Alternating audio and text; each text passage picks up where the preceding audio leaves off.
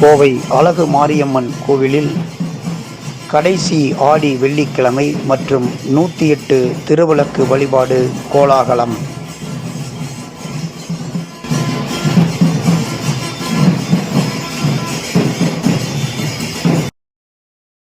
கோவை ஓப் college அருகே உள்ள மசக்காளிபாளையம் அழகு மாரியம்மன் திருக்கோவிலில் ஆடி கடைசி வெள்ளிக்கிழமை மற்றும் 108 திருவிளக்கு வழிபாடு, பொன்னூஞ்சல் பூஜை, சுமங்கலி வழிபாடு என பல்வேறு நிகழ்ச்சிகள் சீரும் சிறப்புமாக நடைபெற்றது. கோவையில் உள்ள அழகு மாரியம்மன் திருக்கோவிலில் கடைசி வெள்ளிக்கிழமையன்று கடைசி ஆடி வெள்ளிக்கிழமையன்று அதிகாலையில் நடை திறக்கப்பட்டு அம்மனுக்கு திருமஞ்சன அபிஷேகம் நடைபெற்றது.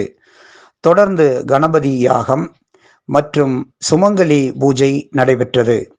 இதில் 100க்கும் அதிகமான பெண்கள் கலந்து கொண்டு தங்களது கணவனுடைய ஆயுள், அவருடைய வாழ்வு, செல்வச் செழிப்பு உள்ளிட்டவை மேலோங்க வேண்டும் என எல்லாம் வல்ல அம்பிகையிடம் விண்ணப்பம் செய்தனர்.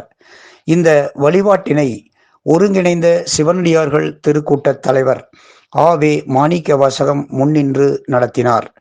தொடர்ந்து மாலையில் நடைபெற்ற 108 திருவிளக்கு வழிபாட்டு நிகழ்ச்சியில் பெண்கள் ஆர்வமுடன் கலந்து கொண்டனர்.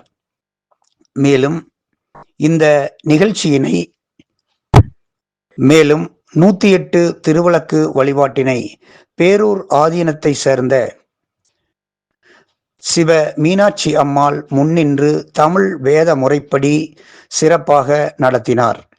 மேலும் பொன்னூஞ்சல் பூஜையும் நடைபெற்றது.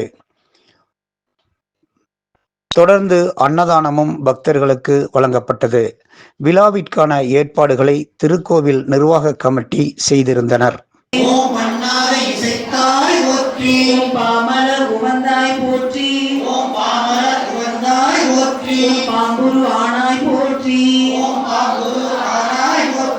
சித்துரு அமர்ந்தாய் போற்றி, ஓம் சித்துரு அமர்ந்தாய் போற்றி, ஓம் செம்பொருள் நீ பழங்கடியாரோடோ கோடியம்மானுக்கே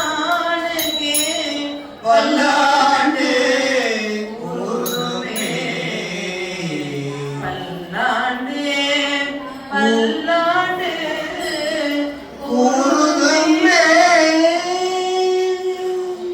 இறைவனுடைய திருச்சபைக்கு தெய்வ செக்குலர் குங்குமத்தையே நீங்க மறுபடியும் கூட ஒரு உருவேற்றிக்கலாம். நீங்க ஏற்கனவே அர்ச்சனை பண்ணீங்க இல்லையா மகாலட்சுமிக்கு, அதே குங்குமத்தை மறுபடியும் கவர்ல போட்டுட்டு மறுபடியும் நீங்க தொண்டையில அர்ச்சனை பண்ணும்போது பண்ணிக்கலாம். நீங்கள் மறுபடியும் ஒரே பொருளை உருவேற்ற அது சக்தி பல மடங்காகும். சரிங்களா? சரி. ஓம் சக்தியே போற்றி, ஓங்கார சக்தியே போற்றி, ஓம் ஓங்கார சக்தியே போற்றி, ஓம் உலக நாயகியே, ஏரினரசி வானபுரையே